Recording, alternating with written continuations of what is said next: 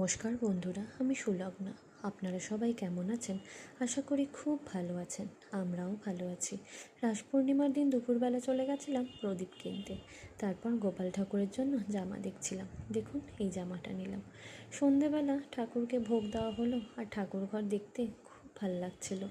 আমাদের এই ঠাকুর ঘর জানেন, প্রায় 75 বছরের পুরনো। এই ঠাকুর ঘরের গল্প আপনাদেরকে একদিন শোনাবো। এরপর আমরা বেরিয়ে পড়লাম মেলার উদ্দেশ্যে। আর এই ছুটির দিনগুলোতে না, বাড়িতে বসে থাকতে একটুও ভালো লাগে না। আর আমার মেলায় যেতে ভীষণ ভালো লাগে।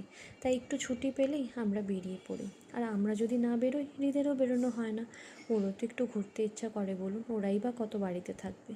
আর দেখুন, আমি রাস ঘোরাচ্ছিলাম। আমি কিন্তু প্রথমবার রাস ঘোরালাম। এর আগে আমি কখনো ঘোরাইনি। ওই 3বার নইলে 5বার ঘোরাতে হয়। আমরা 5বারই ঘুরিয়েছিলাম।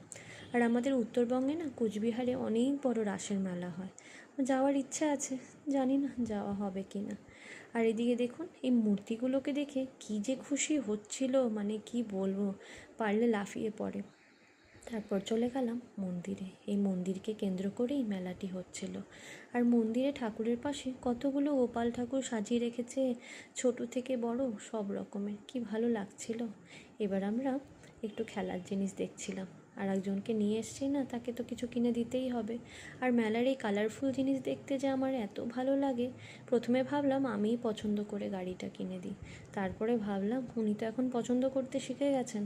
আমি পছন্দ করলে কি হবে, সে নিজেই দেখিয়ে দিচ্ছে সে কোনটা নেবে। কিন্তু কোনটা নেবে না, কোনটা নেবে, তার সবটাই চাই। যাই হোক, কিছু কিছু জিনিস কিনলাম, গাড়ি, তারপর বল, ডুগডুগি, আরও গাড়ি কেনার ইচ্ছে ছিল।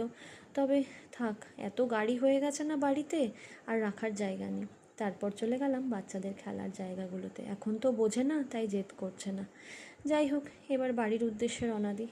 সকলে ভালো থাকবেন, কেমন?